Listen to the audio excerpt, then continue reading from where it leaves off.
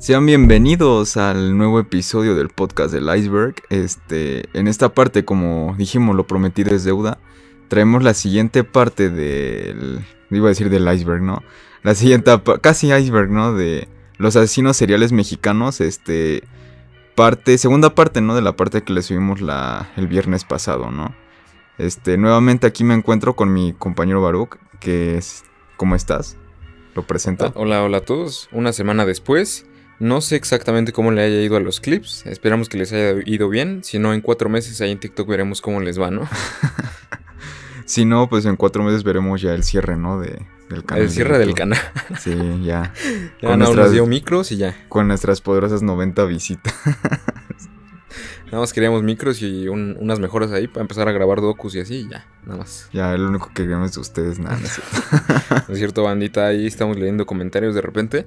Y sí, aunque dejen comentarios en videos viejos, ahí lo estamos leyendo y están chidos, muchas gracias. Ah, ¿sí dejaron de comentarios en videos viejos? Sí, hace poco, hace un mes, pusieron un comentario en algunos y lo leí y me gustó mucho, entonces nos motiva ahí, señores. Ah, mira, eso no lo sabía. Pues bueno, como dije en la intro, vamos a seguir con el tema de los asesinos seriales mexicanos. Así es. Ahora mismo les estará apareciendo una tarjeta en la parte derecha, izquierda, no. En la parte derecha. No sé en cuál parte. En tu parte derecha. Mi parte derecha, aquí. Ah, no, en tu parte izquierda, perdón. Aquí, entonces. Ajá, aquí, ahí. Aquí, como aquí. Bueno, si es audio vale madre, ¿no? Pero... Sí, lo estarán viendo aquí, donde podrán ver pues la primera parte, ¿no? O si lo prefieren, pues pueden ver los clips anteriores, pero pues les recomendamos ver la primera parte antes de ver esta segunda, ¿no? Para ir por orden cronológico. Sí, así es, porque va en orden cronológico. Empezamos en 1800 y terminamos en 1970, si no me equivoco. 1900 y cacho. 70 y algo, más o menos, Lo ¿no? vamos a terminar pues ya en el siglo del 2000, ¿no? Así es. Y lo empezamos en 1980. Ok. Entonces, pues, sin más rodeos, ¿no? Sin más rodeos. Sin más preámbulo, ¿no? Así es. Preámbulo, pues empezamos con este episodio y espero que lo disfruten. Nuevamente, una cortinilla antes de empezar. No estamos glorificando nada de los actos que hablamos aquí. Como ya lo dijimos en la parte 1, pues ahí cada quien sabrá. No nos saquen de contexto, por favor. Está muy hardcore, se me hace medio hasta ridículo, ya les decía, toda esta onda. Entonces, bueno. Sí, muy interesante. Solo estamos informando, entonces pues empezamos con este episodio. Empezamos con el orden cronológico de asesinos seriales mexicanos, parte 2. Fernando Hernández Leiva, Pancho López, 1982. Este es un caso demasiado peculiar, y me gustaría introducirlo mencionando sus supuestos crímenes, víctimas y lugares del crimen, origen y condenas. Sin embargo, toda la información recopilada de Pancho López es tan escasa y repetitiva que todo apunta a que se trate de un caso falso, ya que no hay pruebas suficientes ni una coherencia en la información y fotos presentadas. Todo es un copy-paste. O bien, un caso de corrupción similar al de Henry Lee Lucas. En esta investigación encontré lo siguiente. En el sitio La Voz, usan una imagen de un hombre aparentemente bajo arresto, ilustrando a Pancho López. Pero esta imagen es realmente de Alfredo Beltrán Leiva, apellido que quizás hayas escuchado en los medios, ya que es un famoso apellido en el mundo del narcotráfico. En la página web Alquetron, donde se habla también del supuesto asesino, utilizan para ilustrar una imagen algo vieja de un hombre sonriendo. Hombre llamado Javier Fernando Hernández Leiva. Estarás pensando que se trata del criminal. Pues no, es un ingeniero civil colombiano registrado en una web para pedir trabajo. De ahí sacaron esa imagen.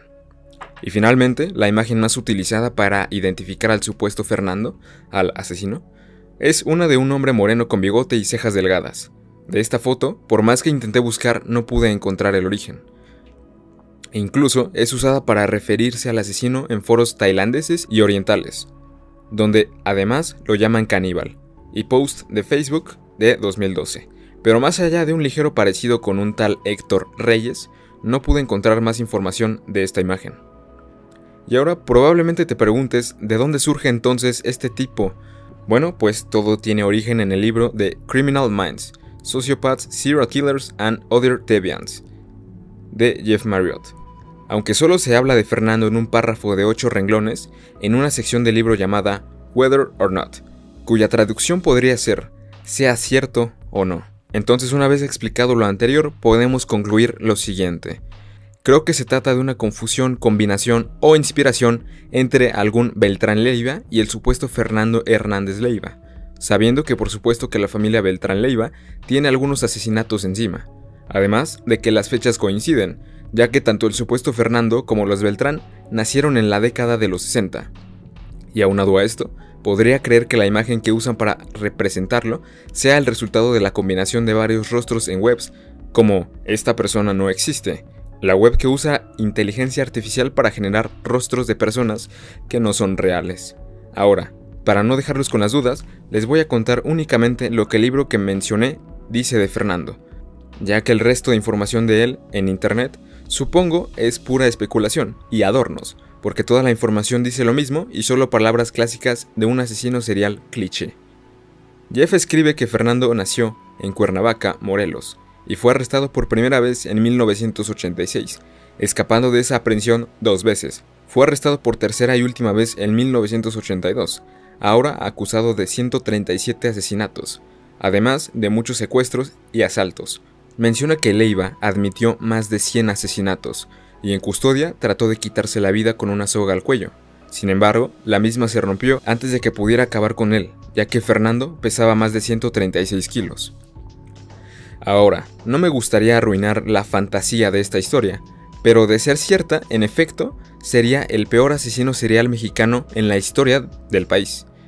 Y aunque las pruebas indiquen que prácticamente nunca existió, podemos dejar un espacio abierto a la imaginación, conociendo cómo funciona la policía y el sistema mexicano. Con tanta corrupción, dejando que un hombre que cometió más de 100 asesinatos siga en el anonimato. Ok, entonces no está 100% comprobado que este cuate en realidad haya existido. No, no está comprobado, porque además en este libro que te menciono, hay muchos casos de criminales y asesinos en serie. ¿Cómo se llama el libro? Criminal Minds, Sociopaths and Other Deviants, o sea, sociópatas y otras variantes, ¿no? Es donde sacaste casi toda la información, ¿no? Ajá, toda la información que se dice de él, sí. De que cometió más de 137 asesinatos, de su suicidio. Pero lo curioso es que en este libro hay otras historias de ficción. O sea, hay otras historias que igual son como que irreales. El libro nunca deja claro si es ficción o es realidad. Nada más en esta parte que te digo que es la sección de sea cierto o no. O sea, es como, puede que sí, puede que no. Ok, porque sí, ¿no? Suena como que muy... un asesino tan heavy como para que siga en el anonimato. O sea, deja tú que ni siquiera estén arrestado, ¿no? Que siga en el anonimato, ¿no? Sí. Sí, porque como veremos a continuación y como hemos visto ya en la parte 1, pues cuando un asesino mata, no sé, Goyo Cárdenas mató a 4 personas. Que ok, puede que sea poco comparado con la otra. Y aún así se le hizo una viralidad increíble en el momento. Y toda la biografía que leímos. Aunque sean 5 personas ya se les considera asesino serial, ¿no? Ajá, y toda la biografía que leímos, o sea, sabíamos hasta de qué color eran sus pañales, güey, o sea, de este güey... Sí, o sea, era un güey que casi le hicieron una celebridad al Goyo, ¿no? Sí. De que estudió derecho, de que quién sabe qué tanto y esto. Y a este cuate como que no le hicieron tanto mame, ¿no? Tanto mame, o sea, dices que su información está en el libro, ¿no? Sí, de ahí se saca todo, o sea, ese es el origen de todo. ¿Y no sabes si hay otra fuente donde hable de la existencia de este tipo? No, es la única, todos se asocian a esa.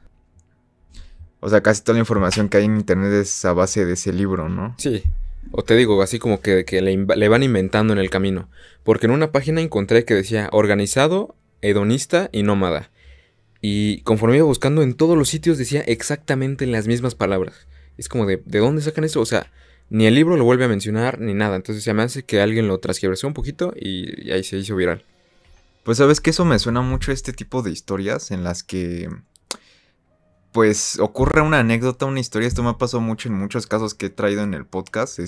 Pues una anécdota rápida. Sí. En la investigación de Acapulco Kids, realmente investigarla fue un tanto complicada porque... bueno, si ven el video saben que me baso en la investigación de Alejandro Almazán. Ajá. Pero en la investigación de... Almazán, no. Pero es que la investigación de Alejandro Almazán es una investigación, me parece que de 2007. Cuando fue al puerto de Acapulco. Él en la investigación, porque me la chuté toda, es como una investigación de 50 páginas de PDF. Dice que realmente ese era un rumor, o sea, no había nada, una fuente certera que le ¿No había dijera, pruebas? que le dijera que pasaba algo en Acapulco, ¿no? Pero él se lanzó a Acapulco a ver qué pex, ¿no? Ok. Pues spoiler, Almazán comprueba que sí fue cierto toda la red. Oh. Pero lo que me llama mucho la atención de la historia de Almazán es de que fuera de eso, de su investigación de que hablamos 2007, o sea, hace más de 10 años, Sí. no han vuelto a ver pruebas de que haya pasado algo así en el puerto. Ok. Aparte de que la investigación, eso también me acuerdo que me sacó mucho de onda, que la investigación te estaba súper mal escrita, o sea, con muchos errores ortográficos. Ok. O sea... Pero esa la escribió Almazán. Ajá, esa la escribió Almazán. Y tenía muchos errores. Muchos errores ortográficos y Almazán era periodista, ¿no? Entonces decía, Sí. Está muy raro, ¿no? Que un periodista tenga faltas ortográficas. Varias, ¿no? Y dije, bueno, a lo mejor y es porque no lo estoy sacando directamente de algo que él haya subido, sino que es de una página que lo resubió y quién sabe si esa página lo resubió de otro lado y así, ¿no? Sí. Entonces dije, pues a lo mejor ahí no se fue mal, pero terminé en todos los archivos que me encontré de Acapulco Kids, todos estaban mal escritos. O sea, como desde la base estaba mal escrita la investigación. Entonces eso me hizo sacar mucho de onda, ¿no? Ahora, pues, ¿qué tiene que ver esto con esto? Pues me llama mucho la atención, ¿no? De que es como que esas historias de que, ¿sabes? Las oíste en algún lado, pero al investigar, como que nada más tiene una fuente, ¿no? Y esa fuente como que no es muy certera. Sí, como que se oye muy inventado, ¿no? Ajá, es que luego eso pasa mucho, o sea, eso, por ejemplo... Creo que en el podcast nunca hemos hablado de Lost Footage, metraje perdido. No, todavía no. Es un tema que a mí me gusta mucho, es muy interesante. Que, pues ya sabes, ¿no? Yo así historias de tipo, yo cuando tenía 5 años, vi un comercial con rituales satánicos, ¿no? En Cartoon Network, que ya eran las 2 de la mañana, ¿no? Sí. Ajá, y se ponen a investigar, ¿no? Así un montón, porque en Reddit, en Facebook hay subforos dedicados a encontrar los footage. A veces sí rinde, de que sí encuentran comerciales súper perdidos. Sí. Y hay veces que hay gente que dice, no, pero yo me acuerdo que vi este comercial o este programa. Y resulta que supuesto metraje perdido nunca existió. O sea, es algo que se inventó alguien. Y entonces pues tienes a un montón de gente investigando algo que nunca existió, ¿no? Intentando encontrar un comercial que nunca existió. Sí. Que es un comercial que a lo mejor tú inventaste de morrito y piensas que sí fue real, ¿no? Entonces, pues sí, esto puede ser parte de eso, ¿no? Algo parecido sería el caso de la de Canal 5, ¿no? Que poco a poco se fue transgiversando su rostro, Selene Delgado, ¿no? Sí. Sí. Selene Delgado sí es uno de los exponentes más famosos de los footage. Bueno, pero creo que lo de Selene Delgado también ahí le tengo... Bueno, no sé si le voy a hacer un video. Sí, está muy quemado. Quería hacerle un video, pero la verdad es que ya hay 80,000 videos de Selene Delgado. Si acaso haciendo una investigación más pro, ajá, no sé, de alguna forma. Mencionarla, pero Selene Delgado es un caso raro, es como una falla en la Matrix, el caso de Selene Delgado. Sí, porque aparte se fue transgiversando el rostro y hoy en día tenemos ya un rostro súper modificado, bien falso, o sea. Sí, se cuenta de que Selene Delgado fue un rostro creado por una inteligencia artificial para como meterle miedo a la gente. De que pues no hiciera cosas malas para que no les pasara lo que le pasó a Selene Delgado. Sí. Digo, esta es una punta, ¿no? Lo de Selene Delgado es una investigación de más de... La punta del iceberg. Como de 20 años de investigación del caso Selene Delgado. Sí. Pero sí, es muy parecido a Lost Footage. Creo que es de los footage más famosos lo de Selene Delgado. Sí. Y es mexicano ese caso. Y por ejemplo, fíjate que también se me hace bien loco que es muy cierto que puedes inventar una noticia falsa, una teoría falsa, desde un portal muy pequeño. Porque en las investigaciones que hemos hecho y estas de asesinos y demás... ¿Este libro de qué año es? ¿De dónde sacaste esa información? Es del año 2010, si no me equivoco. Ajá, 2010. O sea, no es tan viejo. No es tan viejo. No. Y sí menciono otros recientes. Pero bueno, a lo que iba es que empieza una noticia en foros pequeños o en libros pequeños, reportajes pequeños, y esta va escalando poco a poco hasta llegar a, no sé, CNN, hasta llegar a Milenio, hasta llegar a Muy Interesante. Así todas esas revistas como que dices, ay no, estas ya son mejores. Muy Interesante, no está raro y que no haya llegado ahí. Es que me he encontrado también cosas ahí, hay algunas cosas, o MTV, Muy Interesante, así. Es una revista chida. Como anécdota, me acuerdo que hace como por 2015 o 2016 existía una revista, no sé si la llegaron a conocer, llamada Club Nintendo. Y yo me acuerdo que yo estaba suscrito, ¿no? Esa de que te enviaban la revista aquí a tu casa. ¿Estabas suscrito? Ajá. Okay. Sí, me suscribió mi jefa porque a mí me movaba esa revista. ¿La escribías Gus? Gus. Ay, sí, ¿de quién hablas? Ay, a ver si no nos funan. Un don que acaba de fallecer, sí. ¿No? Bueno, en 2020, Gus Gutiérrez. Sí, sí. Rodríguez, ¿no? Rodríguez. Ujú. Sí, perdón. No nos vayan a funar, no nos vayan a funar. No nos funen, bandita. Es que la gente de más de 30 años que jugó Nintendo cuando Lo tenía... tiene endiosado. Sí, esa gente, ¿no? Yo me acuerdo cuando se murió, dije, ¿ese quién era, no? Así lo pregunté. Oh, madre, me llegaron como 20 señores así diciéndome, ¿qué te pasa? ¿Qué te pasa? Y yo como, oh, manches, señor, voy a ver a su hijo en lugar de pelearse con alguien en Twitter. Es que me da risa, ¿no? Cuando le dices a alguien, yo empecé a jugar en la Play 4. Dicen, ¿cómo crees yo en la Play 4? Ya, no, ya llevaba 20 años jugando videojuegos. Ya le sabía. Ya le sabía. Bueno, sí. Sí, ahí estaba involucrado Gus Rodríguez. Que también en el iceberg de la televisión mexicana, si lo llegaron a ver, los 2 episodios que subimos, no sé si en esos 2 episodios salió esto, pero si no, estamos pensando regrabar ese iceberg. Sí, ya estamos pensando que vuelva. Los programas de Derbez, de los 90, el 90 o 2000, ¿no? ¿Qué años? Ya sabes. 90. X de Derbez. O XH Derbez. XH Derbez. Esos episodios, esos capítulos de series, siempre se las adjudicaban a Derbez de que él escribía todo. Sí, esos chistes que hacía Derbez en esa serie, en ese programa, en su mayoría eran escritos por Gus Rodríguez. Uh-huh. Uh-huh. Sí, era comediante, él le sabía el mundo. Sí, le sabía el mundo. Ajá, entonces, pues a lo mejor eso, digo, me suena, volviendo a lo del asesino. Sí. Me suena muy raro. Bueno, sí, o sea, sí es el libro de 2010, o sea, hablas de que es un libro de hace 12 años, ¿no? Entonces, hace 12 años el internet ya estaba establecido, sí, realmente ya está establecido. Pues no sé, tal vez me aventuraría más a decir, sabiendo de que nada más hay una fuente que hable de este asesino, que a lo mejor esto es inventado, ¿no? Sí. Es ficción porque suena muy chistoso. Bueno, no chistoso, o sea, suena muy... Irreal que algo así haya pasado. No, y deja eso, o sea, suena todavía más irreal de que algo así haya pasado y no haya fuentes fuera de las de ese libro. Porque yo me imagino que si algo pasa así, estaría súper documentado para empezar por la policía mexicana. Claro. Por el gobierno mexicano, ¿no? Y es que, por ejemplo, otra cosa interesante es el estrangulador de... ¿Cómo era? El estrangulador misterioso, algo así que vimos en la parte 1. Sin nombre, el estrangulador sin nombre. El estrangulador sin nombre. Pues ese tipo tenía constantes, o sea, asesinaba en cierta zona, en hoteles y con su cinturón o algo así, ¿no? En este caso, pues no hay ninguna constante. O sea, todas las constantes que encontré eran inventadas. El libro no menciona en realidad ninguna así como de, él mataba con tal. No. O sea, y lo más interesante es que no hay como que ninguna víctima declarada, así como de, sí, yo sospecho que este fue el asesino de mi hija, de mi así. No, o sea, no decía mata mujeres, no decía mata hombres. No hay ninguna constante. Simplemente mató, según él, 137 personas, pero pues nunca hay ninguna constante. Imagínate, tantas personas. 137 es un chingo. Está muy cabrón. Sí, es mucho. Es demasiado. Mucho. Sí. Sí, pues...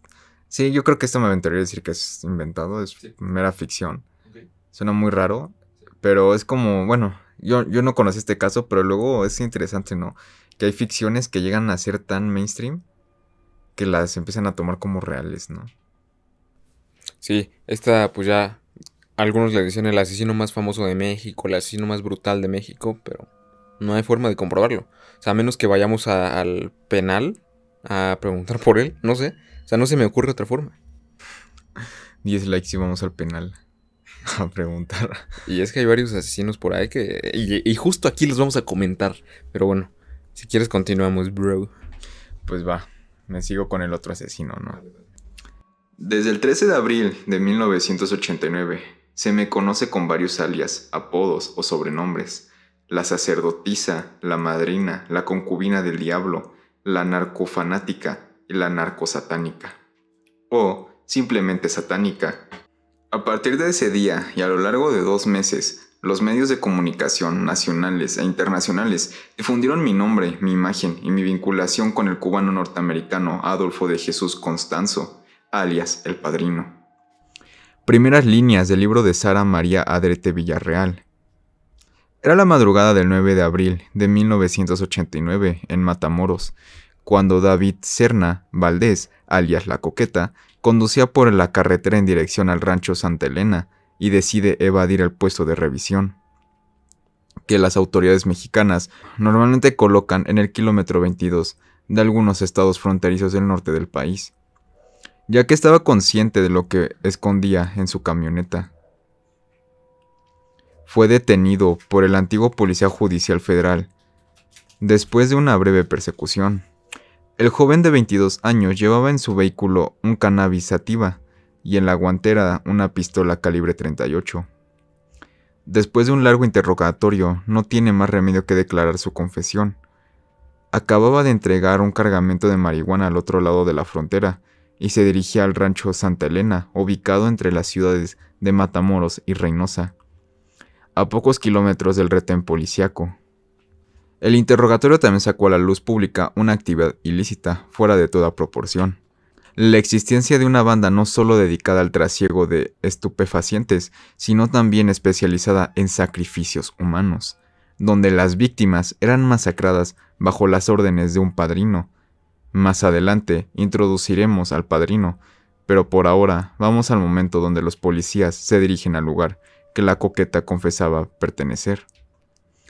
A la altura del kilómetro 39 de la carretera Matamoros-Reynosa, las autoridades descubrieron los horrores que le darían fama al grupo.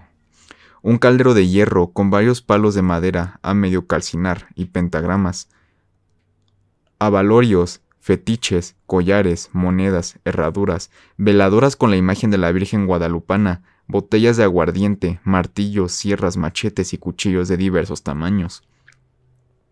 También sangre por todas partes, cabezas de ajo y una gran cantidad de chiles.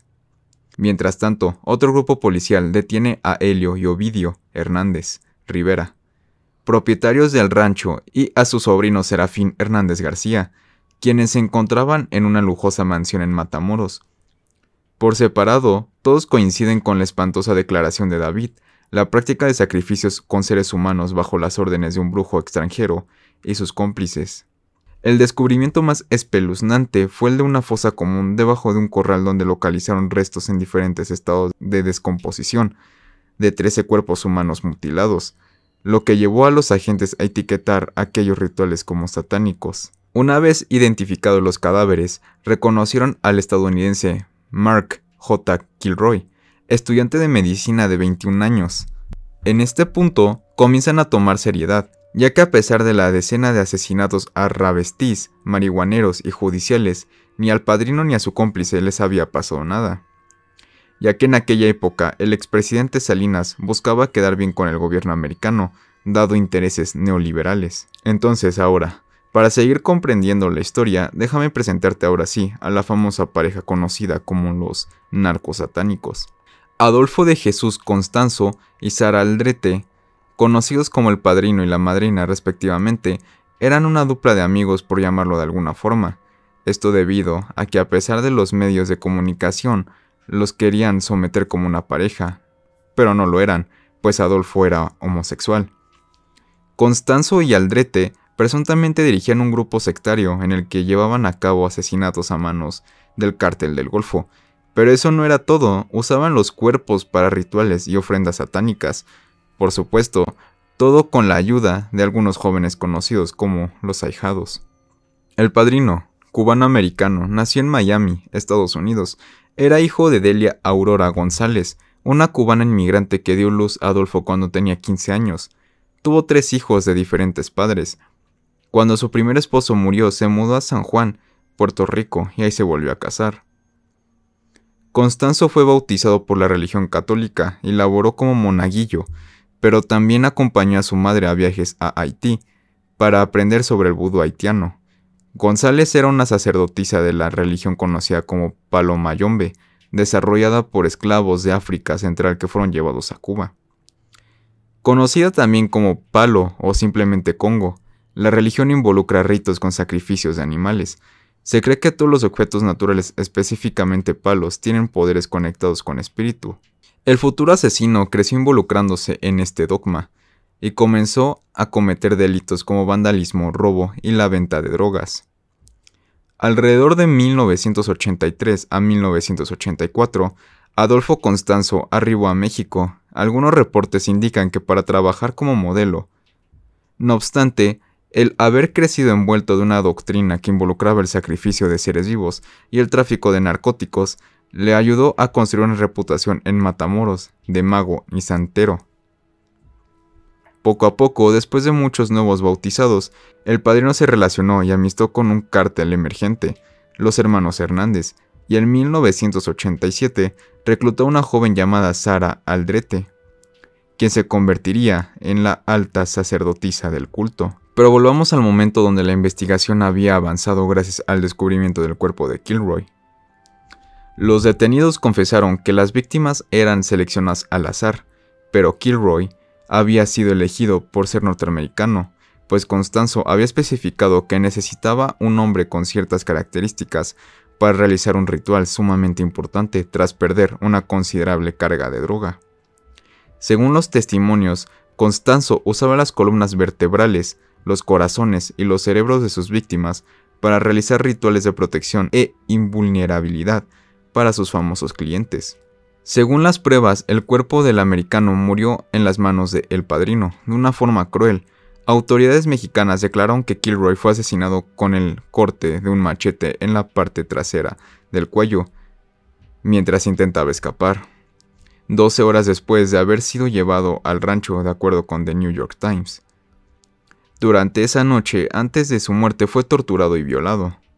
Le quitaron su cerebro y lo hirvieron en una olla. Sus asesinos después le insertaron un cable en su columna vertebral para jalar los huesos una vez que su cuerpo estuviera descompuesto. Le amputaron las piernas hasta sus rodillas y lo sepultaron en el rancho junto con otros que habían sido asesinados antes que él. Mientras tanto, los otros 4 miembros del culto y sus líderes, Sara y Constanzo, estaban prófugos. Al ser acusados de asesinato, huyeron en un auto al centro del país. Algunas semanas después, la policía los ubicó en un edificio de departamentos en la delegación Cuauhtémoc, en la Ciudad de México, urbe en las que asesinaron a otras 2 personas. Sitiados, Constanzo ordenó tirar dólares por las ventanas para atraer a la gente, generar confusión e intentar escapar, pero la policía inició una balacera. Cuando Constanzo se dio cuenta de la imposibilidad de huir, le pidió a uno de los suyos que le disparara a otro de los ahijados, y a él, y que luego se diera un tiro. Solo hubo 3 sobrevivientes en el departamento. Sara fue una de ellos. Al día siguiente, los cuerpos acribillados de Constanzo y otro joven encabezaron las publicaciones de nota roja que alimentaban el morbo de los espectadores. Tras la detención, aunque Sara alegó inocencia y declaró que había sido víctima de Constanzo, asegurando que le tenía secuestrada, diversas pruebas corroboraron su complicidad y participaron activas en los descarados crímenes. Los sobrevivientes fueron acusados de homicidio, posesión de armas de fuego, profanación de cadáveres, asociación delictiva, delitos contra la salud y encubrimiento. Uno de ellos se fugó de la prisión, el otro murió poco después de SIDA. Sara fue condenada a más de 60 años, sentencia que se redujo a 50 al encontrarla culpable solamente de encubrimiento, ya que hasta el día de hoy, Sara dice no haber cometido ningún asesinato. Ella era de hecho una víctima más del padrino. Además de no tener pruebas específicas, ya que la cabaña mencionada anteriormente fue quemada por las autoridades, según ellos en símbolo de escepticismo, probando que no eran inmunes, que la magia no existía ni los ayudaría. Después de 11 años de encierro y de asistir a un taller de creación literaria, publicó un libro autobiográfico titulado Me dicen la narcosatánica, en el que afirma su inocencia y acepta que su único crimen fue haber conocido a Constanzo. Además describe sus experiencias con el padrino y los terribles abusos físicos y la tortura, como la abrasión de genitales y violación que sufrió en manos de las autoridades para lograr su confesión. En el 2000 afirmó para La Jornada creer en Dios, haber sido católica y estar interesada en diversas religiones, además de la santería, mas no pertenecer a ninguna de estas. En 2004, en una entrevista con John Carlin de El País, Sara relató haberse vinculado con Constanzo debido a su rango de sacerdote en la santería y por su dinero y poder. También que él mismo la bautizó con la sangre de 2 animales sacrificados para poder formar parte de la secta. Negó haber involucrado el homicidio en sus rituales y cualquier vínculo con el narcotráfico. Y bueno, la historia es bastante más amplia.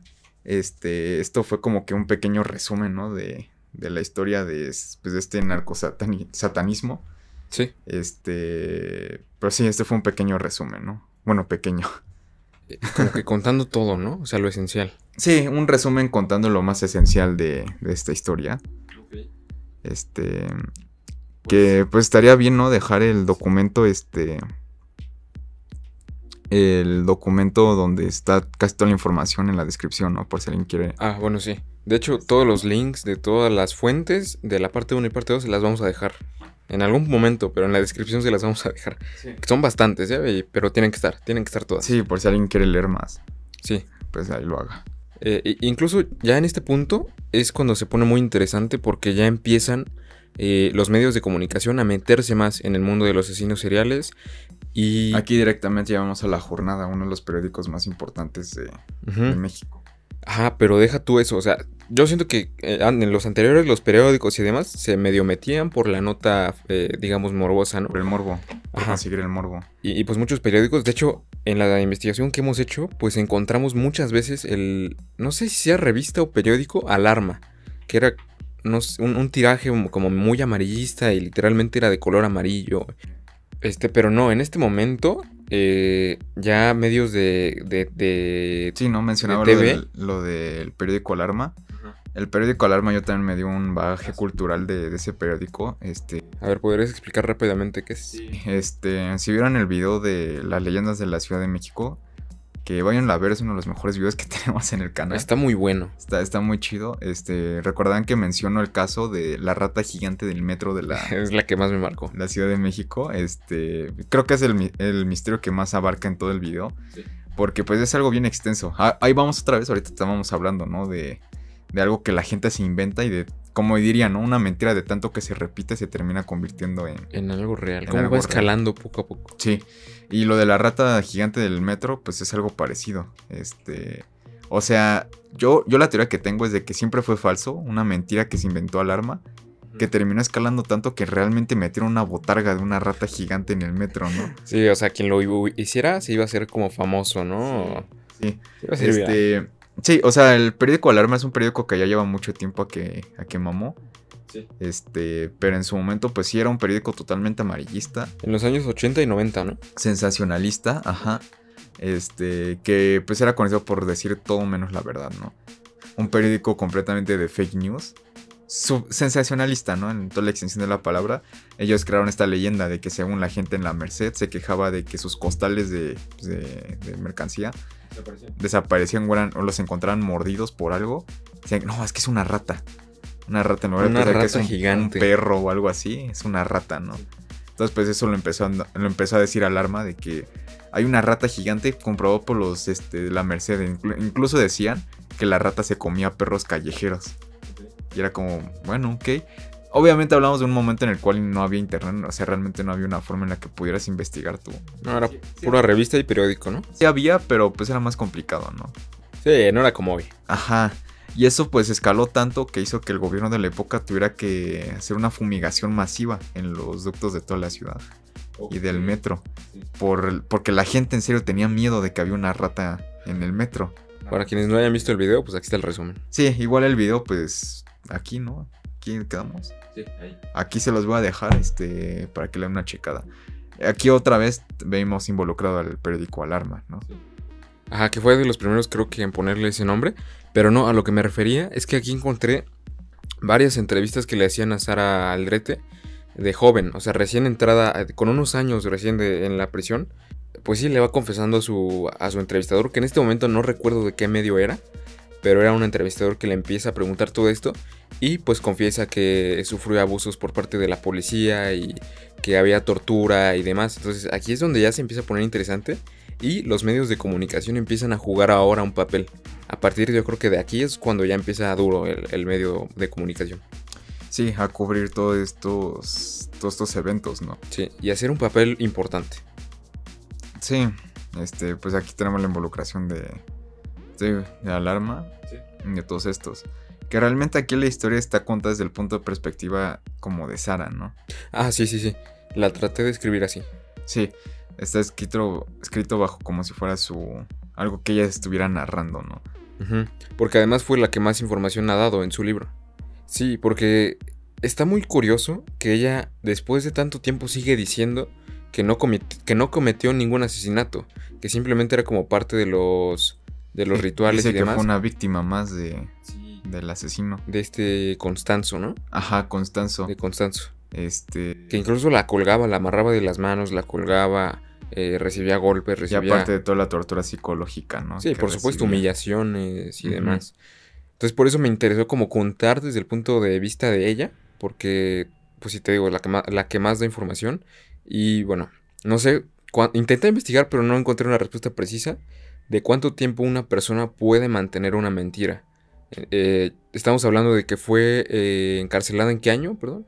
Bueno, se dio a conocer su caso desde el 89 y desde ese momento hasta el día de hoy sigue diciendo que no fue partícipe de nada de esto, o sea, que no cometió Que ningún fue una crimen víctima. más que encubrimiento. Ajá. Sí. Se me hace sorprendente. Y creo que seguimos aquí una línea que pues ya es muy interesante, ¿no? Los rituales satánicos. Ah, sí. Ya involucrados a esto, ¿no? Esto de los rituales satánicos, otra vez, pues voy a mencionar lo del caso del video de la Ciudad de México. Okay. Ahí hablo de un caso llamado la Piedra de Tlalpan, que es una piedra que muchos le dicen la roca del diablo, que según es una roca que salió ahí de la nada, de un día para otro amaneció, que es una roca que es negativa, es de súper mala suerte. De mala vibra. Y hay casos, eso sí fue real, de que han encontrado animales muertos ¿Cerca de la piedra? cerca de la piedra, con obvios tintes de que fueron usados para rituales, ¿no? Ah, ok, yo pensé que misteriosamente. No, o sea, ya sabes, típico pollo sin Sin cabeza. y eso que usan para los rituales, creo Las patas de conejo, ¿no? borrego, no creo si son borregos o cabras. Es que luego Yo creo que también las dos, la neta. es que lo también matan. Y encontré un caso de que encontraron, creo que fue un borrego que traía, pues esto, ¿no? La esfera de... Digo, la cruz, la estrella de estrella. David. La estrella de David, entonces... Sí, entonces pues ya te imaginas para qué eran usados esos animales, ¿no? Pues sí, algo aquí muy parecido, todo este submundo, ¿no? De los rituales satánicos. El narcosatanismo. Y algo muy interesante, ¿no? Como un narcotráfico con satanismo, ¿no? Es que desde que Constanzo llegó al poder en México, digamos, pues empezó con políticos famosos y por supuesto también narcotraficantes. Porque otros también santeros han comentado que la santería es parte del mundo del narcotráfico.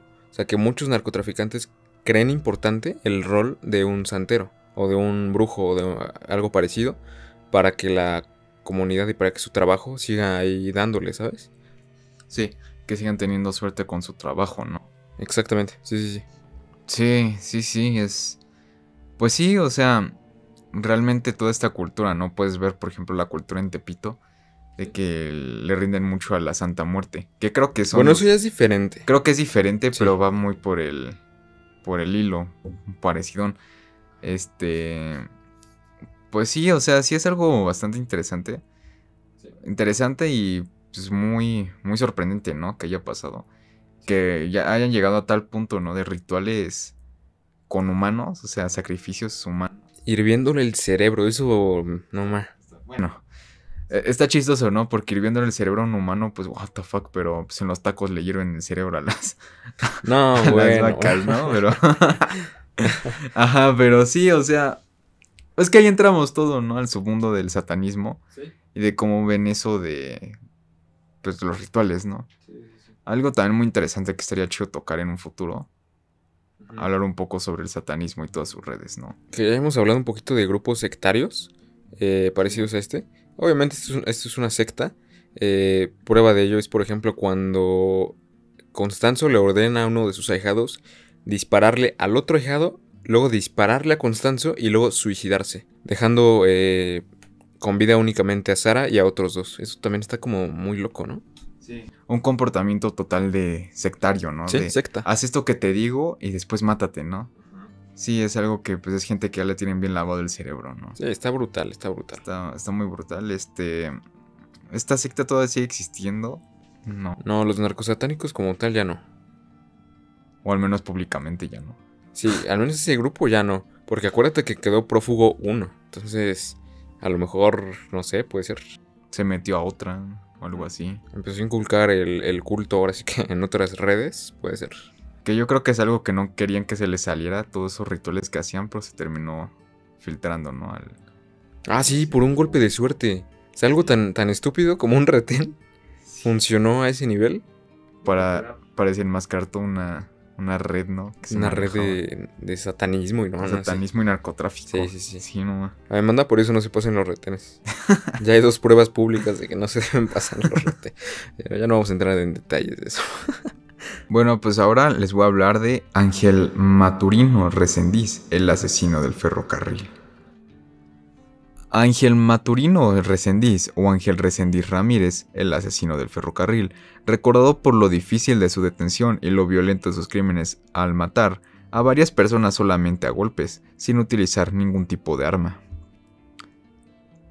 Maturino representó un verdadero dolor de cabeza para las autoridades federales de los Estados Unidos. Establecer el récord criminal del homicida fue difícil, ya que utilizó 30 nombres y fechas de nacimiento diferentes en sus encuentros con la policía. Su facilidad para desplazarse a lo largo del país, vía los ferrocarriles, la incontable cantidad de seudónimos utilizados por él.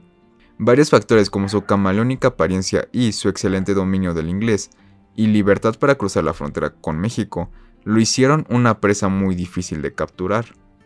Incluso para el FBI, tanto que puso un precio de $150,000 por la cabeza y a más de 200 agentes buscándolo al mismo tiempo. El asesino del ferrocarril nació el 1 de agosto de 1959 en Izúcar de Matamoros, Puebla, a solo 100 kilómetros de la Ciudad de México. Se sabe que radicó y tiene familia en ciudades como El Rodeo, Durango, donde actualmente vive su pareja Julieta Domínguez y su hija, y en Ciudad Juárez, donde vive su madre, doña Virginia Maturino, y sus hermanos Luis Jorge y Manuela, también.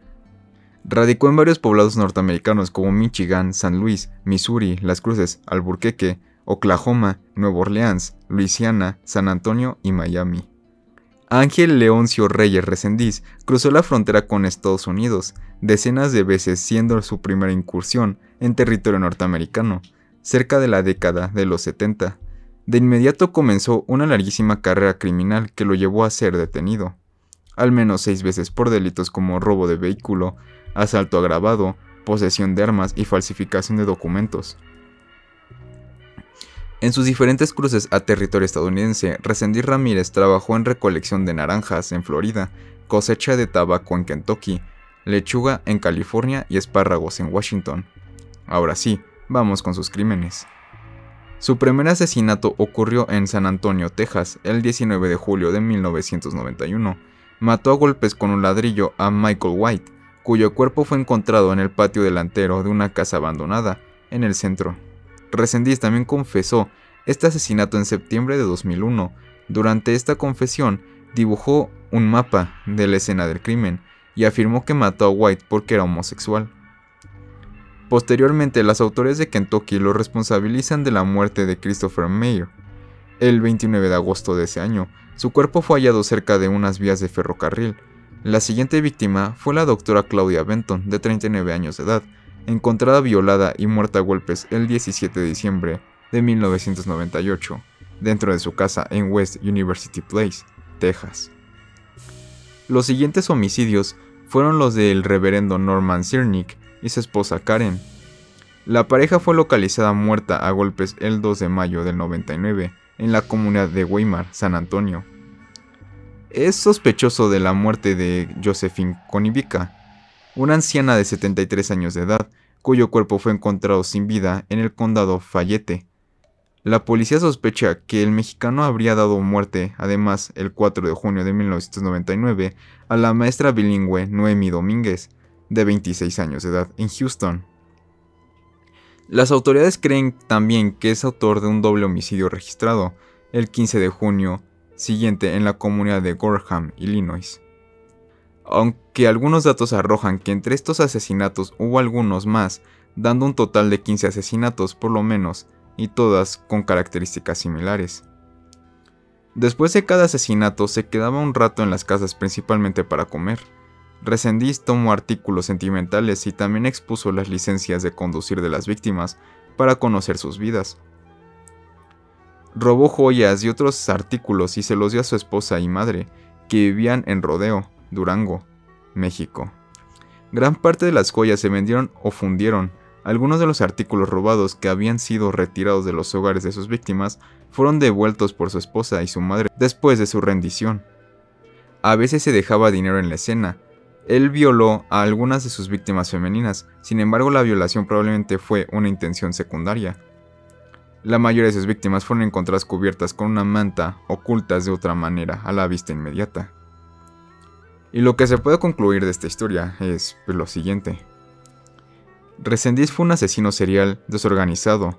La muerte a golpes de las víctimas manifiesta la carencia de una arma homicida que el asesino portara todo el tiempo. El hecho de que la mayoría de los asesinatos sean en la misma casa de las víctimas pudiera evidenciar que el poblano no salía a cazar a sus víctimas, sino que era más bien encontrar el lugar y el momento indicado para desahogar su violencia. Sería interesante saber si el constante cambio de identidad se debe más a cuestiones de una pobre imagen de sí mismo que una estrategia para desconcertar a las autoridades. Además de que según declaraciones de su madre y de sus abogados, Ángel sufría de esquizofrenia y paranoia, aparentemente ocasionadas por las severas golpizas y posible abuso sexual que le fueron propinadas durante su infancia. Aún así, el 21 de junio de 2006, un juez de Houston dictaminó que Reséndiz era mentalmente competente para ser ejecutado. Al escuchar el fallo del juez, Reséndiz dijo: "No creo en la muerte, sé que el cuerpo se va a desperdiciar, pero yo como persona soy eterno, voy a ser vivo para siempre". También se describió a sí mismo como mitad hombre y mitad ángel, y dijo a los psiquiatras que no podía ser ejecutado porque no creía que pudiera morir.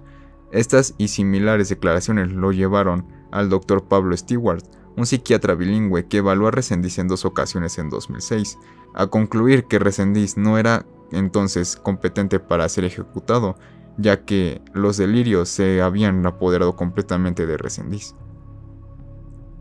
A pesar de una apelación pendiente ante la Corte de Apelaciones del Quinto Circuito de Estados Unidos, la orden de ejecución de Reséndiz fue firmada por el asesinato de Claudia Benton y fue finalmente ejecutado en la unidad de Huntsville, en Huntsville, Texas, el 27 de junio de 2006, mediante inyección letal, pena que en ese estado sigue estando vigente hoy en día. Ok, bueno, pues nos pudimos dar cuenta que este caso era mexicano-gringo realmente, ¿no? Un bilingüe. Un bilingüe. Un bilingüe con muchos de sus cercanos, ¿no? Y sus víctimas bilingües. Un paisano. Ah, sí. Sí.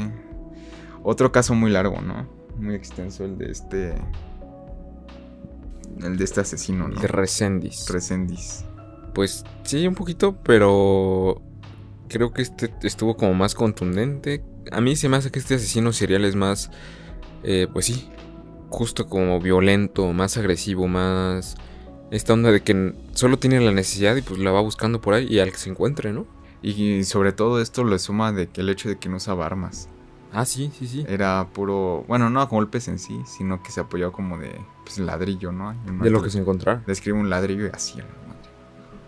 Entonces no era realmente un cuchillo o un arma o algo así. Sí, una pistola o y sí, machete. como dices, era saciar su deseo de ya no en el momento matar a alguien. Así de que ahora un rapidín, ¿no? Así, mira, ahí está doña, no sé. Doña Pelos, allá abajo del puente, un rapidín, ¿no? Está doña Mari, a ver, en la frontera ahí. Sí. Y otra vez aquí nos enfrentamos, ¿no? A este caso de asesinos, de que ya cuando ya están en su última, ya no hay escapatoria para lo que hicieron. Como que se tiraron, ¿no? Por la fácil de, no, es que estaba delirando, es que... Ajá. ¿Quién sabe qué? Otra vez diciendo que no cometieron los crímenes. Soy mentalmente incapaz para que me puedan no me pueden juzgar como una persona normal porque no soy normal, ¿no? Sí, que no es competente. Estoy mal mentalmente, así como queriendo encontrar como que su excusa, ¿no? Sí, su escapatoria. Su escapatoria para lo que le espera. Y pues terminó con la inyección letal. La famosa inyección letal de grupos de Facebook. Qué dato curioso, no es una inyección nada más, son varias. Bueno, antes, creo que ahora ya sí es una inyección nada más, pero antes eran varias. Ajá. Es que también estuve investigando un poquito de la inyección letal en Texas y demás. Creo que hace años se aplicó por primera vez una inyección nada más. Antes eran como 4 y ahora nada más se aplicó una. Pero bueno, ahí dato curioso. La inyección letal. Dato curioso por ahí. Sí, pues sí, o sea, era un cuate que, pues también homófobo, ¿no? Hasta cierto punto, o sea, el primero que mató, según dijo que, ay, es que porque era homosexual, por eso lo maté. Porque era homosexual. Pues mira, qué curioso que andas diciendo que porque era homosexual, porque el siguiente asesino, pues precisamente tiene una característica parecida ahí a esto que acabamos de ver, pero un poquito peor, yo diría, un poquito más sádico. Pues agregar más, ¿no? Otra historia bastante, pues curiosa, ¿no? Entre mexicanos, asesino serial mexicano y entre, ¿no? Paisano. Que las dos, de las dos caras de la moneda, pero de que fue también un asesino, era un asesino brutal y creo que esos que se rigen nada más por el deseo de querer hacerlo ya, sí, son los peores, ¿no? Sí. Son los que más aterran. Sí, porque no sabes en qué momento pues puede desatarse esa onda, ¿no? Sí, entonces pues yo no tengo nada más que agregar, entonces pues si quieres pasa al siguiente. Va, pasamos al siguiente. Vamos a continuar con uno de mis casos favoritos personalmente. Bueno, fue 5 crímenes en la Ciudad de México fueron los que originaron el seudónimo de Mataviejitas. El primero de ellos, el 27 de marzo de 2003. Una mujer que fue asesinada y encobijada en su domicilio de la colonia Jardines de San Juan, en la delegación Tlalpan. El crimen contra Epifania Salinas Santos fue perpetrado en su domicilio, localizado en la calle Estrella. Los responsables le dispararon a la mujer con un arma de fuego. Luego de ello, envolvieron el cadáver en una cobija y finalmente saquearon la vivienda. El segundo crimen. Otra mujer fue encontrada el mismo mes en su domicilio, ubicado en la colonia Mártires de Río Blanco, delegación Gustavo Amadero. El cuerpo presentaba heridas por arma punzocortante en el cuello. Tercero. Un asesinato más fue perpetrado contra una mujer en su hogar en la delegación Xochimilco, en la casa marcada con el número 14 de la calle Zacatepexpan, del barrio La Asunción. Fue descubierto el cuerpo de una mujer en avanzado estado de descomposición dentro de un closet. Cuarto. En la colonia Guadalupe Insurgentes, delegación Gustavo Amadero, fue asesinada una mujer de 70 años de edad, identificada como Estela Viveros, quien luego de ser golpeada fue estrangulada con una media. Quinto. Otra mujer de 80 años de edad, quien fue encontrada golpeada y estrangulada con una media, crimen que ocurrió el 3 de marzo del 2003. Este otro asesinato también fue cometido dentro del departamento de la misma, en la colonia Juárez, delegación Cuauhtémoc. La prensa y las autoridades no estaban de acuerdo en algunos detalles y en cuántos casos fueron. Algunos decían que habían sido solo 6 asesinatos, otros 4.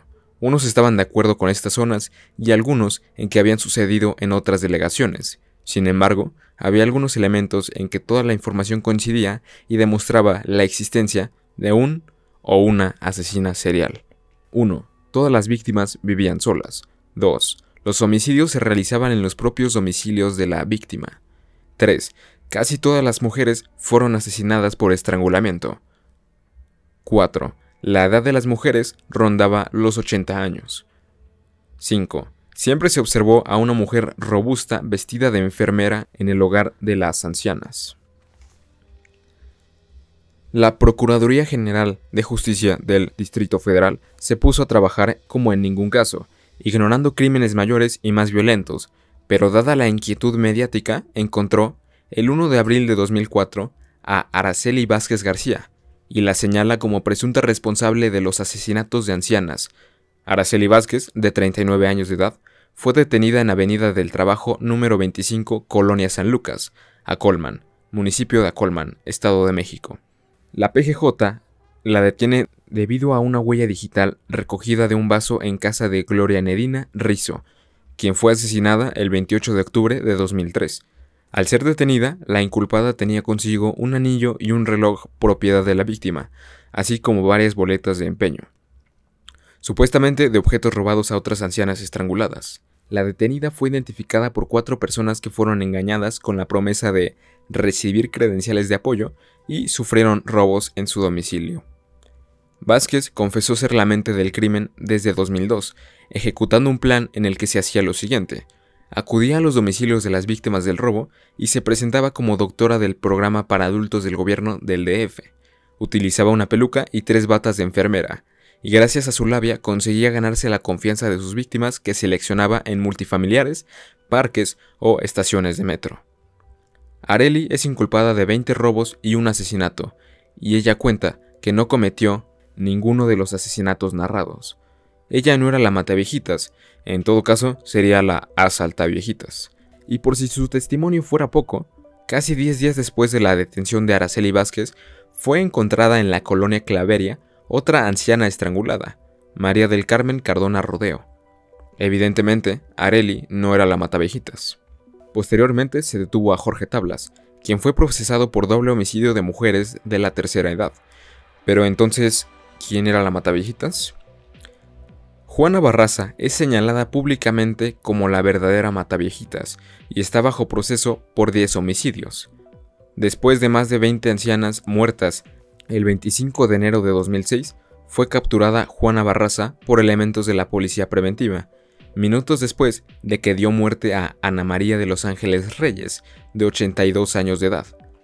Barraza Sampeiro se desempeñaba como vendedora de palomitas en las funciones de lucha libre y en ocasiones también la hacía de luchadora, bajo el nombre La Dama del Silencio. Hace unos años, la investigadora Susana Vargas se dio a la tarea de investigar todo el alrededor de la mataviejitas, y podemos señalar, de acuerdo a ella, lo siguiente.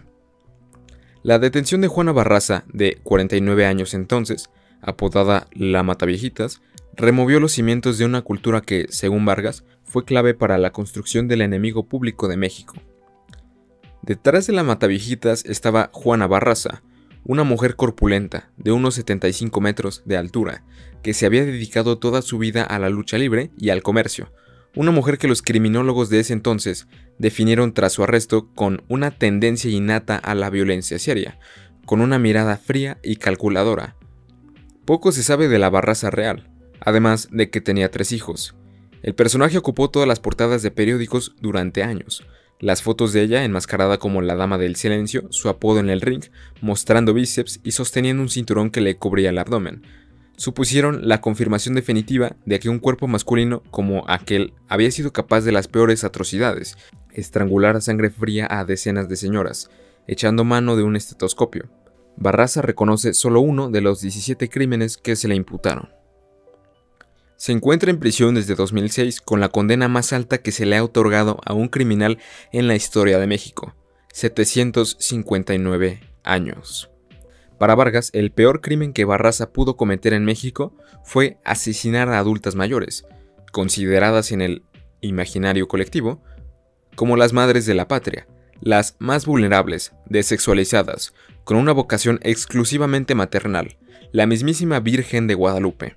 Y su verdugo, una mujer que representa el arquetipo antifemenino, abandonada por su madre, vendida desde que era pequeña al mejor postor, a un señor que la cuidó como su hija. Todo esto confesado por ella misma en cámaras, además de sufrir abuso sexual. Odiaba a las señoras porque mi mamá me maltrataba, me regaló con un señor, fui abusada, por eso odiaba a las señoras. Yo sé que no es excusa, no merezco perdón ni de Dios ni de nadie, pero yo ya lo hice, confesaba mientras soltaba lágrimas. Cuando comenzaron a investigar los crímenes como un caso de violencia en serie, las autoridades buscaban a un hombre brillante.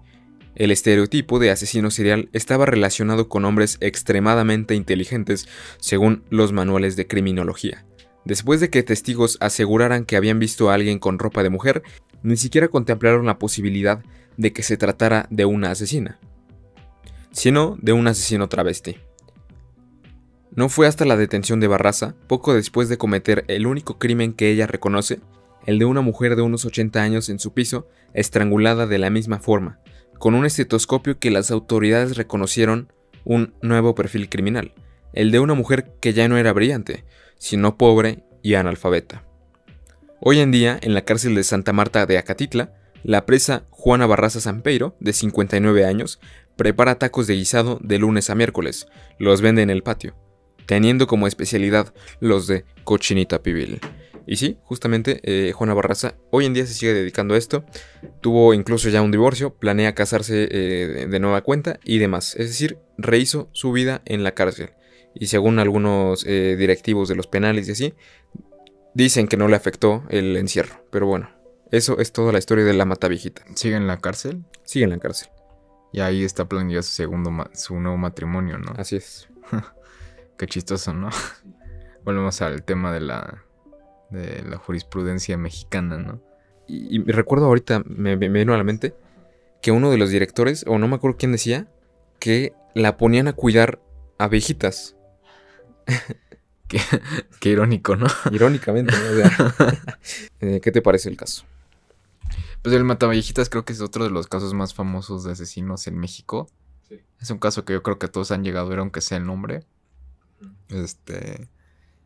Yo igual ya conocía el nombre, más sin embargo no conocía bien la historia, ¿sabes? O sea, pues yo decía, pues es alguien que mata viejitas, ¿no? Sí, o sea, decías, es muy lógico. Es muy lógico, mata viejitas, ¿no? Pero pues realmente el trasfondo pues es muy extenso, ¿no? El bagaje es... Sí, es extenso, porque pues, tuvieron que pasar 2 personas para encontrar a la realmente asesina. Y que, bueno, no cometió más de... Presuntamente no cometió más de 16 asesinatos. Casi nada, ¿no? Sí, o sea, casi nada, pero bueno. Sí, o sea, ella sigue siendo una gran cantidad considerable, ¿no? Una cantidad amplia. Pero aquí podemos sumar factores como que ella no era la única que estaba matando, sino que había otras personas en simultáneo matando viejitas por robarles o por lo que quieras, pero finalmente se le estaban adjudicando por el simple hecho de que eran viejitas. Sí, o sea, otras viejitas que mueren en otras circunstancias, ¿no? Tal vez de que les querían robar algo, sí. Se negaban. Esa muerte se la adjudicaban al mataviejitas o cómo. Sí, porque si te das cuenta, la primera que mencioné fue un asesinato con arma de fuego y la segunda fue un asesinato con un objeto punzocortante, ¿no? Y ya nos hemos dado cuenta que los asesinos seriales, que de verdad son seriales, pues no usan, más bien suelen usar el mismo tipo de arma o no usan arma directamente, ¿no? Entonces, no se me hace muy lógico que primero pistola, luego esto, luego medias y así. Entonces, como, no sé. Sí, que fuera muy cambiante, ¿no? Con el tipo de armas que usaba. Uh-huh. Hay algunos datos que me dicen que, bueno, es medio incongruente, digamos, ¿no? Sí, y que también acotar que tiene una de las sentencias más largas, ¿no? Sí. O la más larga, ¿no? Que se ha dado. La más larga, por lo menos en ese entonces, era la más larga. Yo creo que sigue siendo. ¿Cuánto dijiste que eran 700 años? No, 350 y algo años. Sí. Yo creo que sí los cumple. No, sí, 759 años. Sí, no mames. Es muy chistoso, ¿no? Nunca te ha dado risa ese tipo de sentencias así de... Sí. De 700 años. Es como, bro, ya dile cadena perpetua, ¿no? O es como, sí. Como dicen, doble cadena perpetua, ¿no? Triple, así, ¿no? Sí, es como... No mames, sí, como... Aunque te mueras y vuelvas a revivir, no vas a terminar de pagar este crimen, hijo de perra. Sí. Está muy cagado, 700 años, güey. Ya es más fácil dile cadena perpetua, ¿no? O sea, obviamente no tiene sentido. Pero bueno, si en el caso de que le quisieran bajar algunos años y demás por buen comportamiento. Se los bajamos de 700 a 400 años. A 400, sí. Así que fue la mejor rea de todas. La bajamos a 400. Sí. Pero pues no. Muy mamón. Pero sí, otra vez te repito, creo que uno de los casos más famosos mexicanos. Sí. Que hasta, me parece que hasta tienen contenido audiovisual el caso de la Mataviejitas. Pues te digo, aquí fue cuando ya otra vez los medios empezaron a grabarla, a entrevistarla. De hecho, hay una entrevista de Televisa, donde, bueno, creo que es de Televisa, donde antes de los asesinatos, una semana antes de que la arrestaron, le preguntan, oye, ¿qué haces aquí? ¿No? Yo vendo palomitas, así. O sea, como muy relax, y ya una semana después la están grabando, pero ahora confesando lo que les conté, o sea. Sí, es como la dualidad, ¿no? Del asesino. O sea, que realmente por los días es una persona normal. Sí. Por las noches es Batman, ¿no? O sea, ajá. Es una dualidad muy machín. Y que ahora esa es otra cosa que me pongo a pensar ahorita. Pues muchos de los asesinos o no se arrepentían de sus crímenes o directamente no lo admitían. Ella admitió que hizo uno y estaba completamente arrepentida, como nos podemos dar cuenta. O sea, dijo, ni Dios ni nadie me puede perdonar y no tengo excusa, pero por esto lo hice. A diferencia de otros asesinos, ¿no? Que no lo dicen directamente. O como que hasta lo gozan, ¿no? De haber dicho, sí, lo hice. Ajá. Me la pelan, ¿no? Exacto, ajá. Justo. Sí. Sí, pues un caso también muy, muy sonado mexicano, como ya dije. No sé si tengas algo más que agregar a toda la historia ya recontada aquí. No, yo creo que eso sería todo. Ok. Vale. Después pasamos al siguiente asesino. Al siguiente asesino, que ahora sí es Raúl Ociel Marroquín, El que les sádico. habíamos spoileado, ¿no? Que le hemos spoileado ahí algunos detalles, ¿no? Pero bueno, le vamos dando. Era el año 2005. En algunas notas de la Ciudad de México comenzaba a teorizarse un nuevo asesino serial, ya que habían sucedido una serie de crímenes violentos con características similares. Es entonces cuando el sádico, el asesino del arco iris o directamente el matajotos, Raúl Ociel Marroquín Reyes, fue capturado el 23 de enero del 2006, luego de una larga investigación de varios meses. Es entonces cuando el sádico confiesa ser el ejecutador de los crímenes por los que se le acusaba, los cuales seguían el mismo modus operandi. Las víctimas eran todas homosexuales, eran secuestradas, torturadas y finalmente asfixiadas por el mismo Raúl y por su cómplice, Juan Enrique Madrid Manuel, aunque este nunca fue capturado. En total, este asesino perpetró 6 secuestros, de los cuales hubo 4 asesinatos. Lo que hacía Raúl para poder secuestrar a sus víctimas era lo siguiente. Raúl frecuentaba bares y cantinas de la zona rosa, lugar donde según él se le acercaban varios homosexuales. Es entonces donde se ganaba su confianza, entablaba una pequeña amistad y los invitaba a un hotel de la zona. Una vez en el hotel, averiguaba si el sujeto era de buen nivel económico o no. Si el sujeto confesaba no tener dinero ni su familia, el sádico simplemente lo dejaba ir. Si la víctima comentaba que él o su familia tenían dinero, es donde comenzaba el secuestro. Raúl los dirigía a su casa a través de engaños y ahí, apoyado de su cómplice, lograba atar a sus víctimas y ejecutar el plagio. Raúl comenta que esto era lo que le parecía lo más sencillo, que no necesitaba ni violencia ni armas. Y aunque el primer secuestro fue un fracaso, por así decirlo, pues no recibió ni un solo peso, el resto fueron un éxito, según él, llegando a cobrar por cada uno más de 100,000 pesos. Todo este modus operandi fue declarado por él mismo, además de declarar que no tenía traumas y haber vivido una buena infancia, así como no estar arrepentido de nada y no tener ninguna fijación con los homosexuales y confesar no serlo tampoco. Simplemente eran una presa fácil y que ningún secuestrador había explorado. Fíjate, innovador el vato.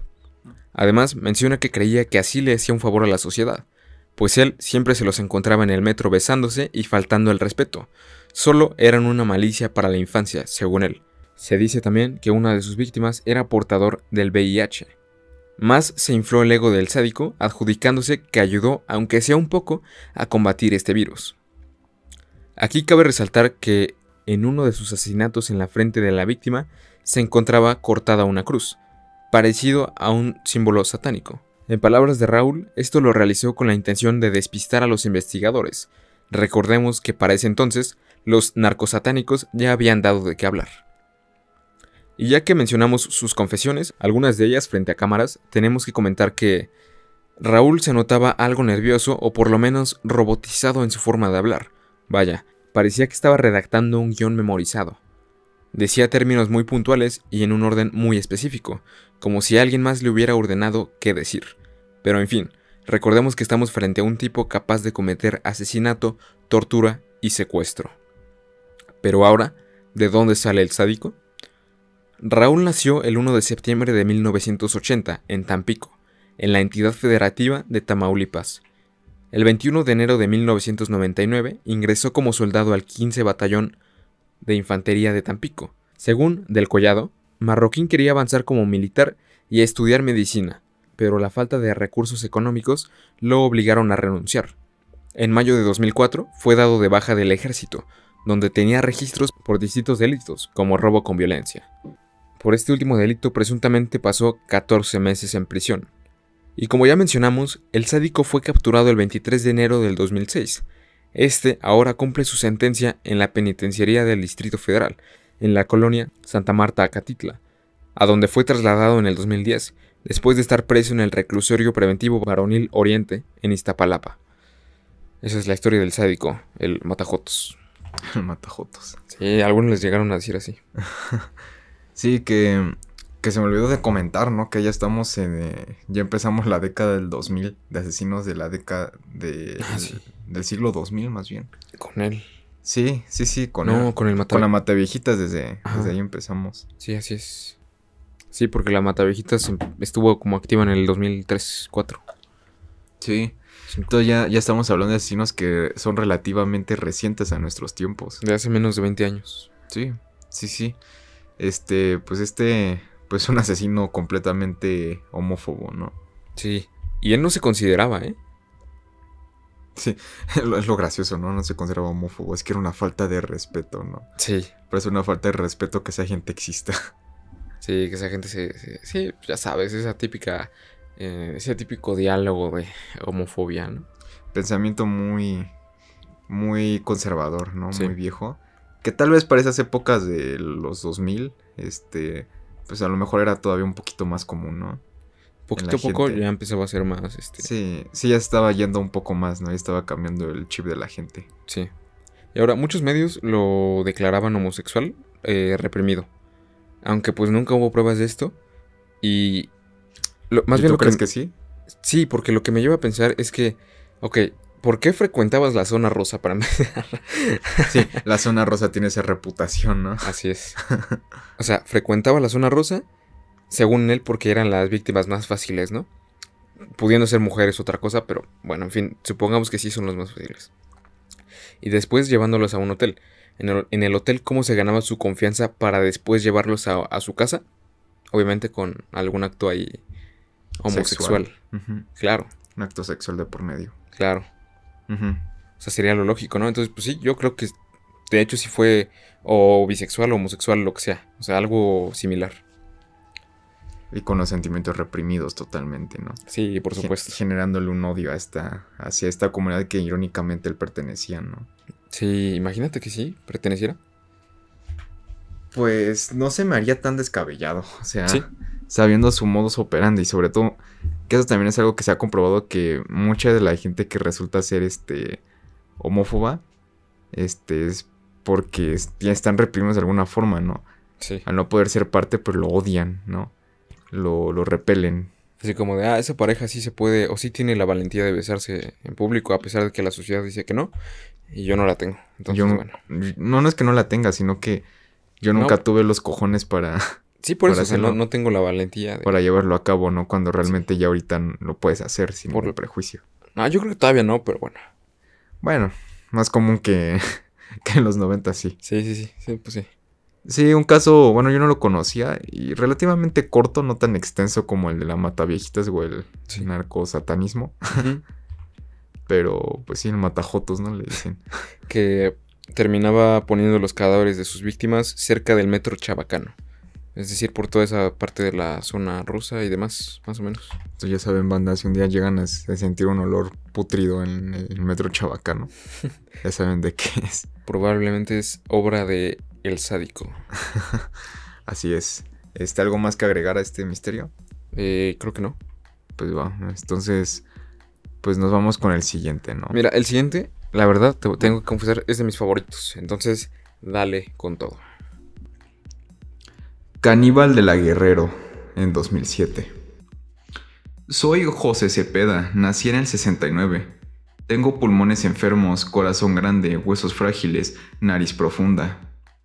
Bebedor de mezcal sin gusano, canoso por herencia, grande de bolsillos y escaso de propiedades, pero rico espiritualmente. Sexual desde mi juventud, tardía madurez, admirador de la belleza de la mujer, platónico. Así es como se describía a sí mismo el poeta caníbal. José Luis Calva Cepeda fue acusado en 2007 del asesinato de su novia y de comérsela posteriormente, ya que policías encontraron en su domicilio el cuerpo desmembrado de Alejandra Galena, a quien le había sido cortado el brazo izquierdo y la pierna derecha. En el refrigerador de Calva fue encontrado un trozo de carne blanca, aparentemente un pie. El congelador tenía bolsas negras con carne dentro. De igual forma, fue hallada una caja de cereal con huesos humanos en su interior. En el comedor se encontró, en un plato, un trozo de carne de restos humanos sazonados con limón, listos para comerse. Y aunque él declaró haberla matado, pero no haberla consumido, ¿qué llevó al caníbal de la Guerrero a convertirse en eso mismo? Nació el 20 de junio de 1969 y tuvo una infancia traumática. Su padre murió cuando tenía 2 años de edad, y después su madre, Elía, solía traer a hombres desconocidos a la casa a quienes el futuro homicida tenía que decirles papá. Cuando cumplió 7 fue violado por un adolescente de 16 años que estudiaba en una academia militarizada, a quien identificó como Tirso, un amigo de su hermano mayor. Con su madre también vivió violencia. Un día de Reyes sorprendió a mi hermana y a mi madre cuando colocaban los juguetes, y ella se molestó y nunca más me compró un juguete. Otro día rompí una figura de porcelana y me fue golpeando por la casa y repitiendo, eso no se hace. Luego me dejó en el jardín para que durmiera.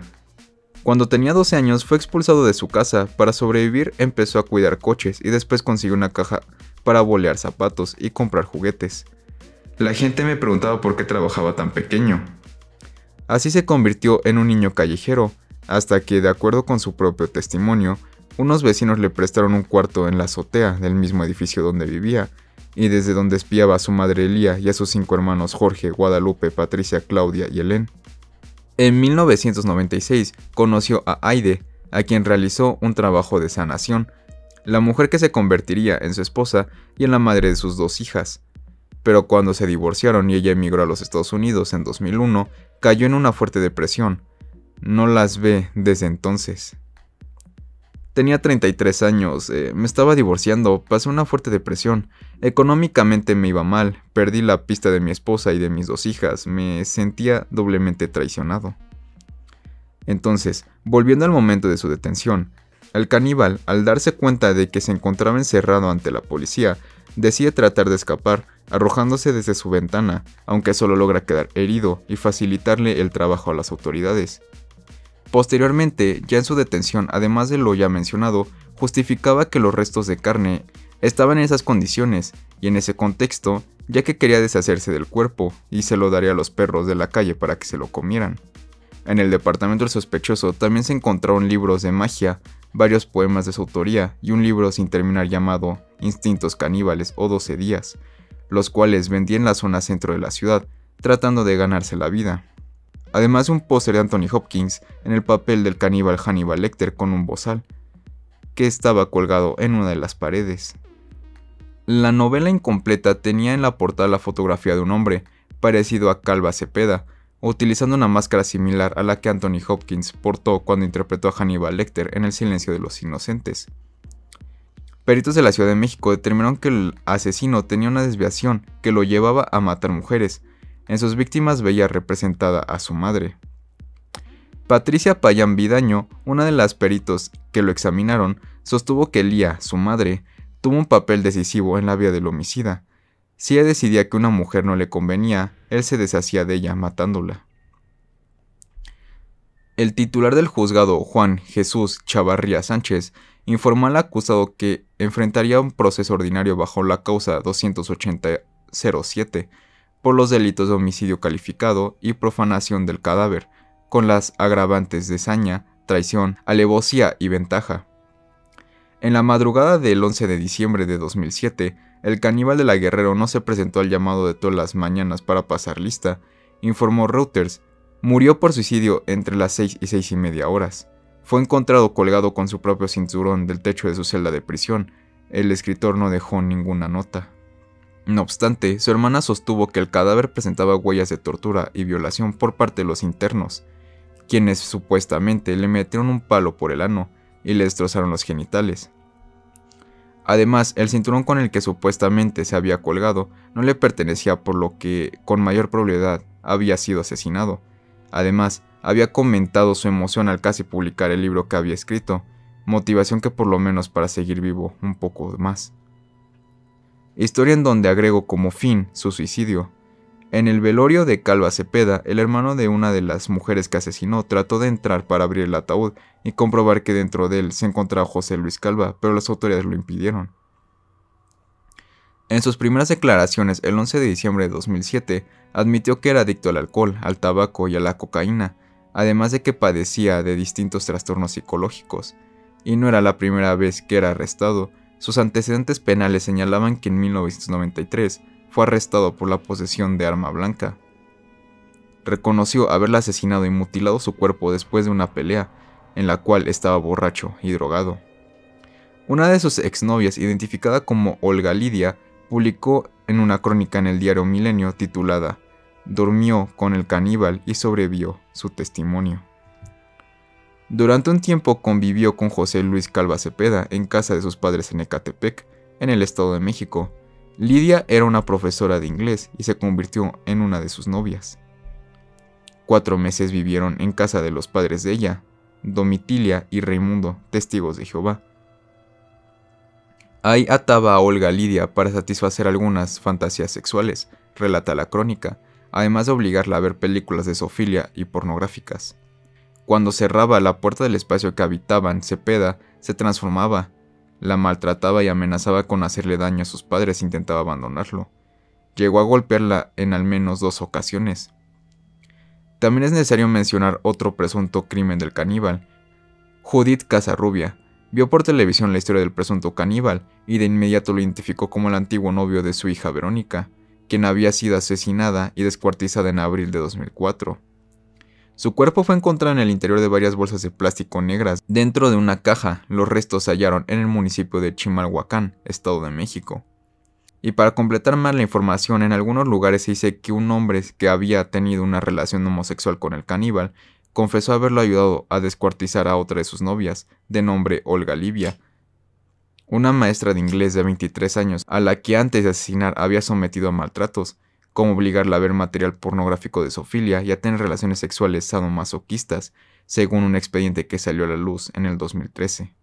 Como ya mencionamos, Livia solo fue una pareja de Calva, no llegó a asesinarla, pues la misma confesó su experiencia al vivir con el asesino.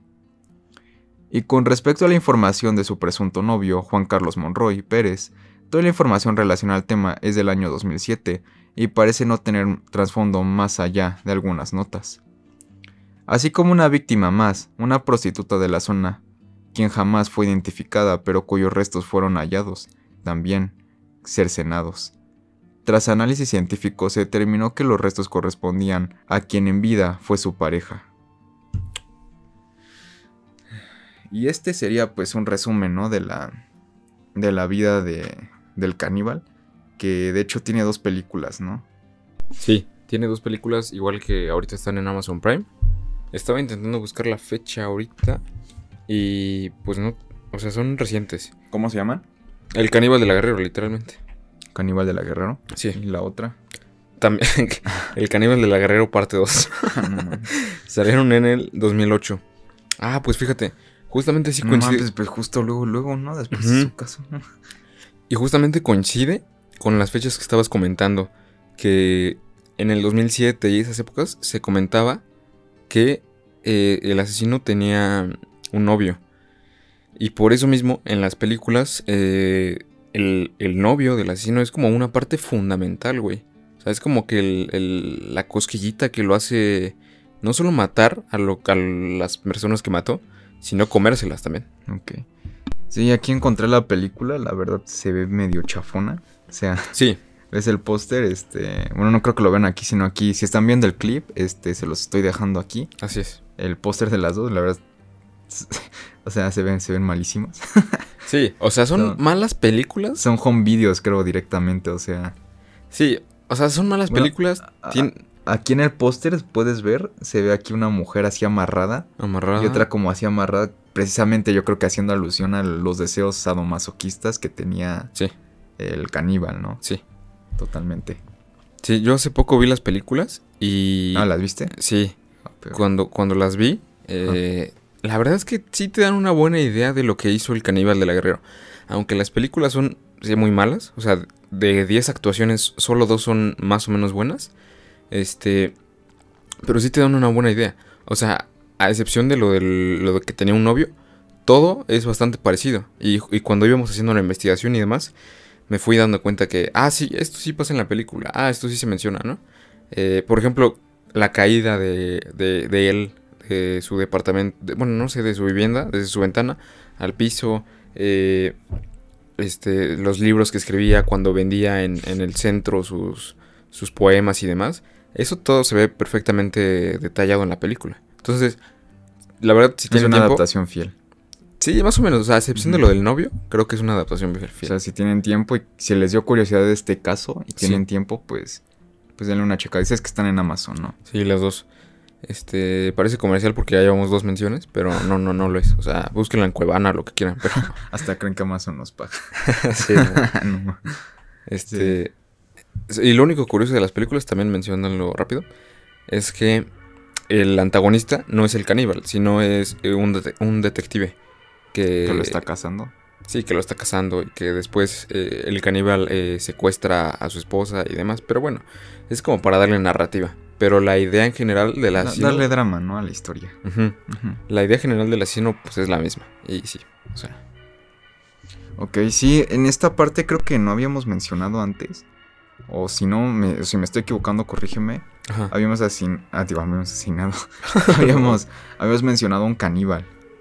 No, directamente no. Es la primera vez, ¿no? Sí. 100% caníbal. Así es. Que bueno, aquí se pone como bueno, en la historia se pone como que mucho en duda. Ajá. Que bueno, al menos él ponía mucho en duda de que en realidad no lo era, ¿no? Sí. De que no, que la carne que tenía ahí en el refri era para sus los perros, ¿no? Sí. Y es que podría ser. O sea, un tipo así de loco podría ser. Que dijo, ay, ¿cómo desaparecen estos huesos? Ah, pues se los doy a los perros. Sí, justamente me recuerda mucho, creo que es a las películas de Hostal o las de... Creo que es la de Hostal. Donde sí, los cuerpos que quedaban de los asesinatos que hacían se los daban a los perros a que se los comieran. Ok. Sí. Pues sí. O sea, bueno, una película, ¿no? Aquí hablamos de la realidad. Sí. Más heavy. Y pues bueno, sabemos que era un tipo que sí vivía como medio alejado de la realidad. O sea, hasta por su forma de escribir. Sí, o sea, el hecho de que tuviera un póster de Hannibal Lecter. Pero con él. Ajá, con él. Sí. Ya te daba mucho de qué hablar, ¿no? Digo, no tiene nada de malo. Pues al final Hannibal Lecter es uno de los villanos más queridos, ¿no? Del cine. Sí. Pero, y aparte su libro, ¿no? Qué nombre tenía, la portada que tenía. Exactamente. Entonces, era muy fan del Silencio de los Inocentes, ¿no? De hecho, en la película, creo que en la parte 1 hacen mucha mención de esa película, mucha. Y en la película del caníbal. No, en la película... bueno, sí, en la película... En la película del caníbal hacen mucha mención al Silencio de los Inocentes. Sí. Es una película muy, muy buena, por si pueden verla. Sí, yo no la he visto, la neta. Sí, está buena, verdad. Y también hacen mucha mención de que lo que escribía... Haz de cuenta, él escribía partes del libro, ¿no? Fragmentos. Y su novio le decía... Hey, estuve leyendo tus textos. Sé que quieres hacer eso, hazlo. O sea, sé que el novio lo incitaba a hacerlo. Sí, lo incitaba un poco. Pero el novio sí, entonces sí fue 100% real el novio, ¿no? No sé. O sea, según las investigaciones que hicieron en el 2007 y demás, puede que haya habido un novio, pero nunca se... O sea, él nunca dijo que tuvo un novio, ni... O sea, volvamos a lo mismo, ¿no? Es como que algo que entre sí y entre que no. Que puede que haya pasado o puede que no. Sí. Puede que no haya pasado. Así es. Sí, totalmente. Pues sí, una historia muy machín. Me asusta sobre todo de que es relativamente reciente. O sea, que como 14 años más o menos. 15 años, creo que son 15 años. 15 años, ajá. 15 años, o sea, relativamente no es algo tan viejo. No. 2007. Y pues su muerte, ¿no? Volvemos a como una muerte que suena más a suicidio. Digo, a que lo asesinaron, ¿no? Sí. Más que a un suicidio. Parece que todo apunta que sí. Todo apunta a que pues lo mataron, ¿no? Sí. Su libro nunca fue publicado, ¿verdad? No, nunca fue publicado. Hay algunas fotos de algunas páginas, pero no se alcanza a distinguir interesante, o sea, algún día que lo publiquen así como está, para leer lo que una persona así piensa, ¿no? Sí, seguramente algunas personas que hayan comprado de pura casualidad sus textos lo tendrán por ahí. Y que lo pasen en PDF. No el libro, pero... que lo pasen en PDF. Que lo pasen para el Kindle, ¿no? Sí. Sí, es un caso muy impactante, muy fuerte. El hecho de que mates a alguien y aparte te lo comas. Oh, sí. Pues para mí es muy, muy, muy macabro, algo muy, muy fuerte. Pero pues bueno, es lo que tiene este mundrijillo, ¿no? Es lo que tiene este mundo. Este terror. Y pues con este caso llegamos al final de este episodio, ¿no? Así es, cerramos con este caso Heavy. Al final de la parte 2. Al final de este episodio, que sería la parte 2 de asesinos seriales de México. Sí. pues muchas gracias por estar aquí, por haber hecho toda la Muchas investigación Sí, para sí, este episodio. Trajimos aquí una cantidad de asesinos que nos suenan muy interesantes, otra Sí. vez en orden cronológico.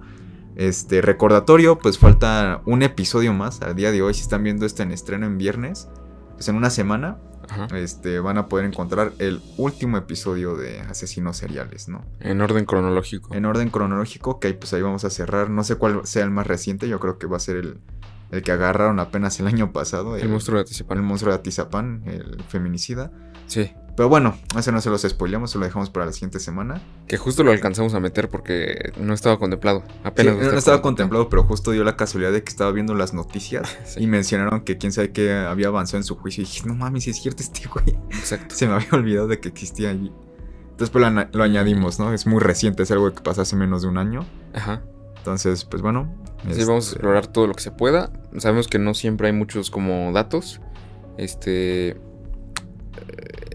Ajá, o sea, no siempre están como todos los datos, sobre todo en las cosas más recientes. No se sabe todavía bien. No están muy actualizados los datos todavía, como algo que ya pasó hace mucho tiempo. Porque en el caso del monstruo de Atizapán hay muchas cosas que están agregando, que están descubriendo. Sí, claro, o sea, incluso para los perfiles psicológicos y lo que quieras, pues se sigue recopilando información, yo me imagino, ¿no? Pero, sí, o sea, durante estas investigaciones me he estado dando cuenta que hay muchos asesinos que no conocemos tal cual.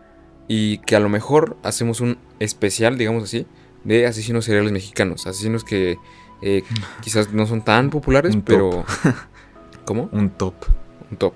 Top 7. Los asesinos seriales mexicanos más tenebrosos. Que no conocías. Número 7. La Matabellas. Sí. Sí, pues sería interesante, digo, otra vez volvemos a lo mismo que te comenté. Muchos de estos asesinos, pues conocí a Goyo, al Mataviejitas, al Caníbal lo llegué a escuchar. Sí. No conocía las historias, pero sí conocía su nombre. Pero por ejemplo el Matajotos y todos esos, pues la verdad eran totalmente desconocidos para mí, ¿no? Sí. Y yo creo que para gran parte de la audiencia igual. Entonces, pues Uh-huh. Siempre un gusto, ¿no? Que la gente conozca estos casos. Claro. De, pues, casos mexicanos, ¿no? Que creo que nuestra mayor parte de la audiencia. Uh-huh.